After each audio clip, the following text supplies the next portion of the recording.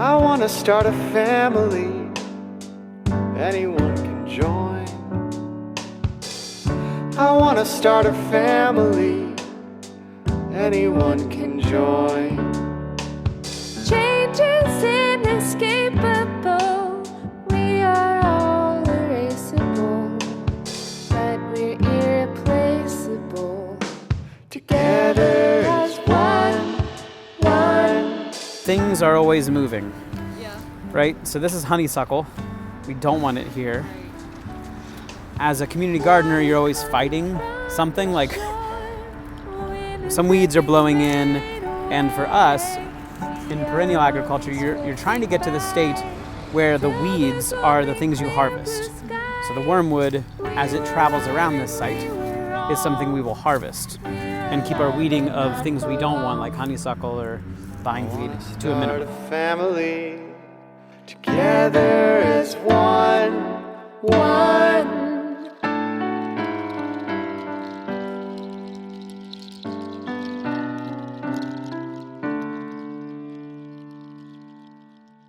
Hi podcast listeners, it's me Brandy. Today I'm in Price Hill at the Public Orchard, and I just thought I'd come today and introduce the show. I was here in November where I interviewed Chris Smyth, and he taught me all about permaculture and his projects. And I just hope you enjoy this show. Thank you for listening. So my name's Chris Smyth. We are on the west side in Price Hill, and we are at the first common orchard project.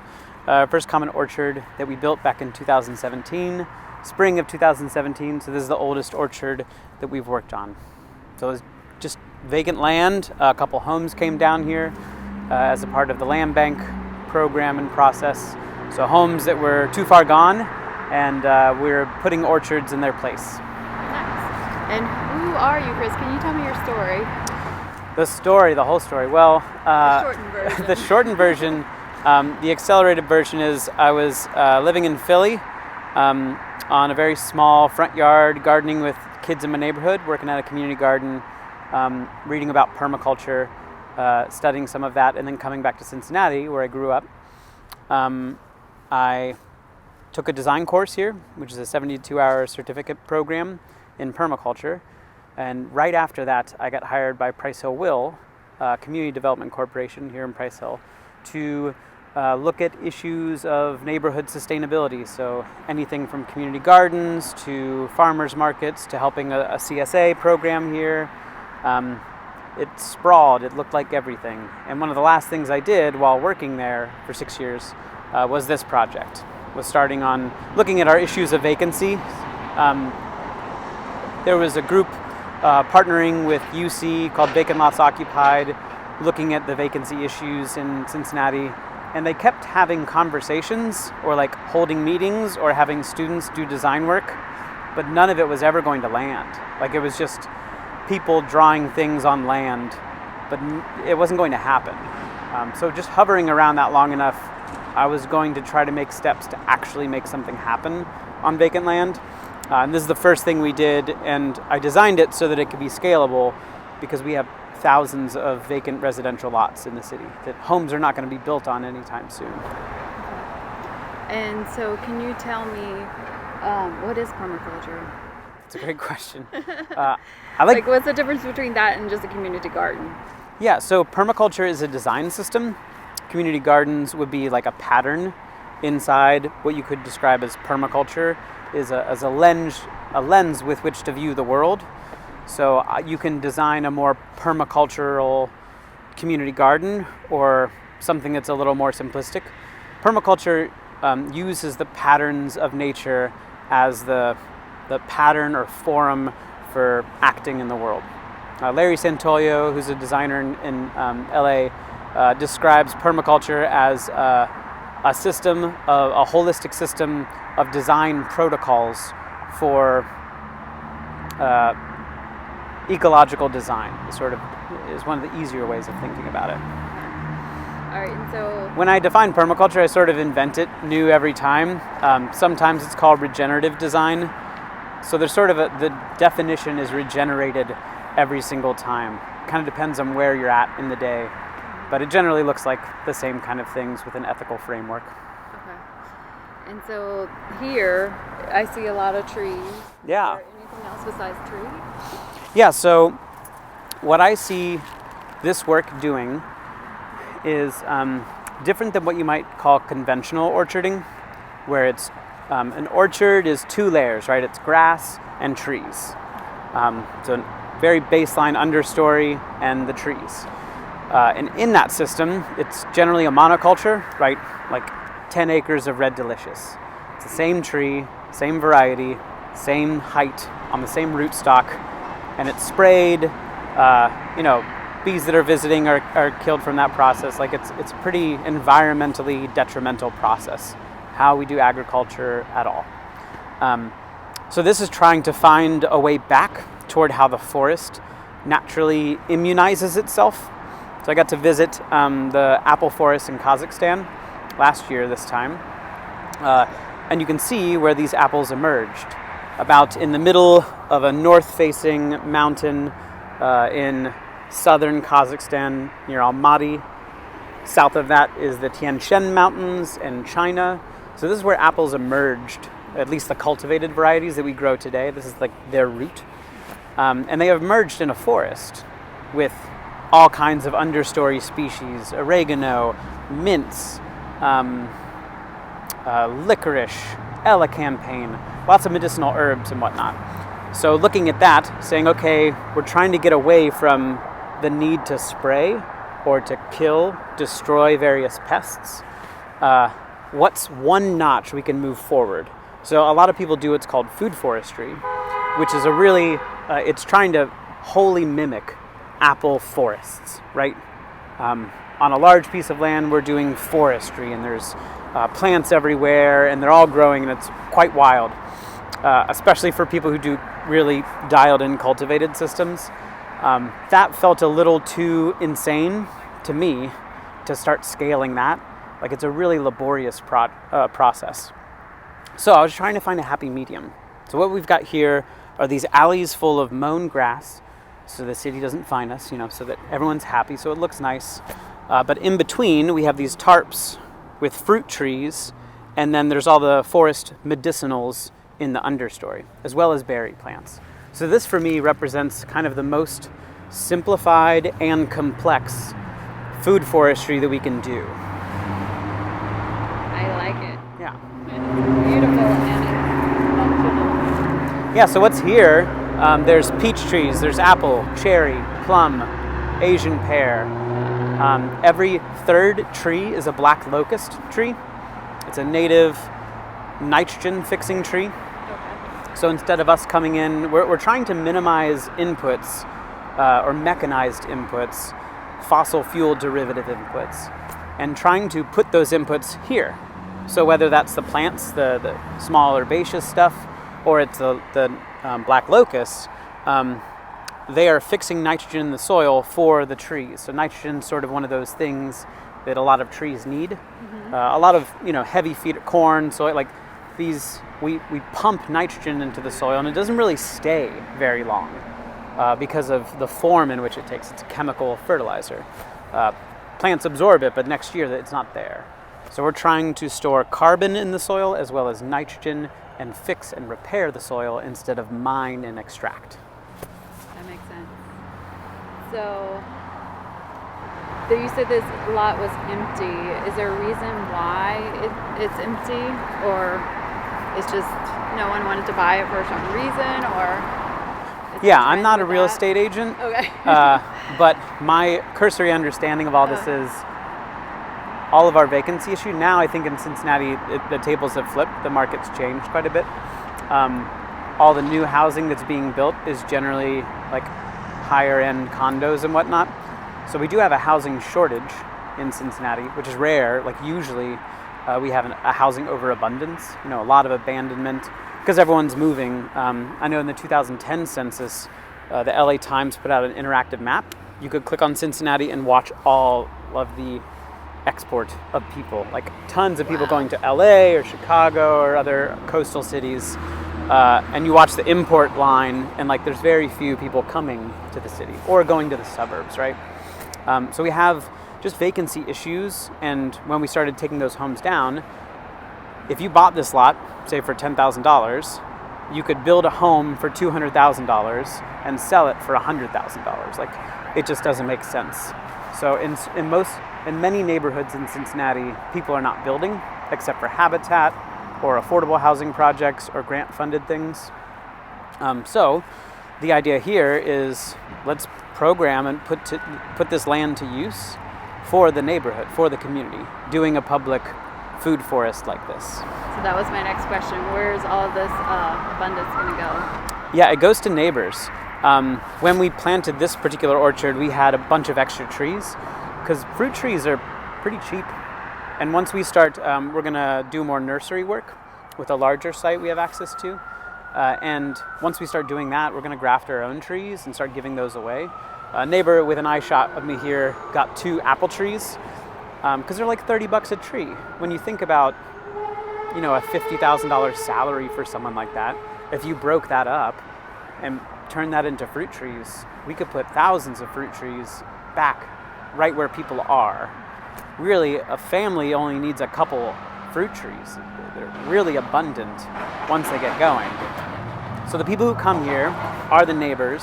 The general idea of harvest is not to take more than you need. So there's a variety of ways of canning and making apple butter and all this kind of stuff that we as humans have figured out, because when we grow an apple tree, it grows so much apples. We're like, gosh, how do I preserve this? A core organizing principle of harvest on this is what's called peer production. So looking at this space as a commons, a materially common place where people can come together, meet their needs, and go back home. Also, meet their needs of human connection. Be able to get to know their neighbors in a different place, because we don't really have those commons anymore, right? Maybe a public park, maybe a coffee shop, a bar, something like that. But there aren't really marketplaces that we interact. Everything's moving to an online interaction or television, just like people stay inside. So we're trying to think of this as not just a material commons, but a social one. I like it. Yeah. I want one in my neighborhood. Yeah. So then just thinking like your average person that has maybe a little bit of land or a place to put pots, is there something that they could be doing as far as like just planting like tomato plants? Is there something else they should be planting besides that? Like how can you incorporate permaculture into your own like personal yard? Well, so permaculture, what I do in permaculture is I would go to someone's home and ask them questions about who they are, what they want, as the intention center on the site, right? A human is able to affect massive change, and they're usually the cultivators of these gardens in their home. Permaculture really works well when it's small and intensive. So I wouldn't necessarily say don't plant a tomato. I would say, why do you want to plant a tomato?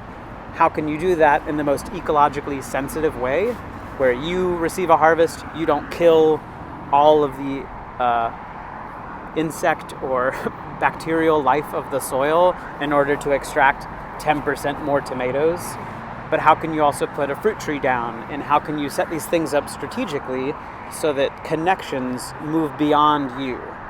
These animals, plants are connecting, talking to, and feeding each other.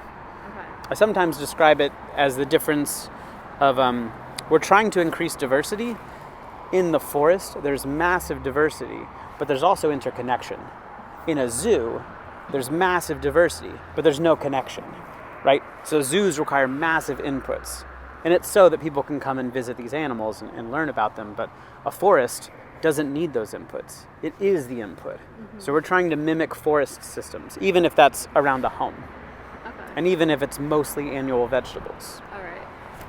I like it. Yeah. So what would you plant? Like if you had tomato plants, if you wanted to put something back in the soil, what would be something that would go with that? There's various cover crops that are pretty popular for people who do annual farming as a way of giving the soil either some rest or feeding the soil with plant material, carbon that is converted with mycorrhiza and bacteria and other sort of little tiny critters. Okay. So you can do cover crops. What we've done here, most of these are not annual vegetables, but I really like the tarps. I've run the numbers for carbon, And we sort of pay off the tarps as a like a human carbon expense in year 7 with just the carbon that we're putting into the trees. I think I can actually even accelerate that to year 4 with how I'm doing the locust trees, how I'm cutting those, and I'll be turning those into biochar, turning the tops into biochar. So someone could do something like this on their house. And this is a massively low maintenance system. The first year after planting, whatever this is, 200 linear feet of beds that have fruit trees in them. You could put tomatoes in any one of these little pockets where all the medicinals are, as well as medicinals and fruit trees and other diverse plants.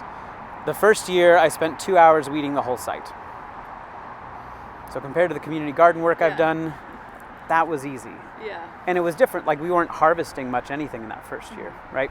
But after year 3, after year 5, all it takes is a day of pruning, maybe some replacing of the perennials, or we could come back in here with tomatoes, pop them into the tarps. That'd take an hour to, just trowel out a little hole for a tomato, put it in here, put a cage on it, and come back when we want to harvest tomatoes. Nice. So the tarps are so that you don't have to weed and also to control, or what is it? Yeah, it's so we are limiting our weeding because I'm trying to scale this. Like, I want to do 100 in the city. And if I were out hand weeding 100 orchard rows, I would have to start spraying. Yeah. Right? This is why Okay. conventional agriculture does this, because it's one farmer managing hundreds and thousands of trees. I get it. It's a lot of work. And we don't all want to be farmers again, but I think a lot of us could do with a little more physical activity, a couple hours a week, a couple hours a month of participating in a system like this, and it grows way more than I need personally. So this whole street could adopt this orchard. We could build an orchard, grow medicine, berries, fruit, have a spot instead of a community garden, have a spot for your annual garden stuff, and then do like a farm that's growing annual vegetables that's really intensive. And then everybody gets their tomatoes and all that kind of stuff from that farm. This could be a broader pattern for little pockets of land that we really can't find value for in our economy. Nice, Chris. I love it. Do you have anything you want to add? No, I just, I really appreciate you asking questions about how can we do this at home. Permaculture, something that happens a lot. I call them permaculture tricks. There are certain things that emerge from this work that someone often goes, oh, cool, a swale. Let me cut a swale in, which is just a ditch on contour that kind of captures water, holds it in the land a little while longer instead of water just running off. Or things like an herb spiral are popular permaculture tricks. And oftentimes people go, oh, I like that thing. I'm going to put it on my yard, and it doesn't work. Because permaculture is about observing natural patterns and letting the proper response emerge from that. So if someone wants to do more ecological design, they should really work with a designer who's familiar with how to do that. Because the magic for me is figuring out those functional interconnections between everything. Like, everything on this site is connected and is purposeful. There's a function to why echinacea is over there, beyond I want to harvest it for medicine. And most of us just think in terms of like, how can I eat the tomato? Like, how can the tomato feed something else? Is my question. Hey, podcast listeners, thank you so much for listening to the show. I hope you learned something about permaculture. Maybe you're inspired to make your own permaculture garden. Please reach out to Chris. He is so wonderful. Check out his website, send him an email. Also, if you know someone that would love to be on the podcast, please reach out to me. I love to have new guests. Until next time, peace and love.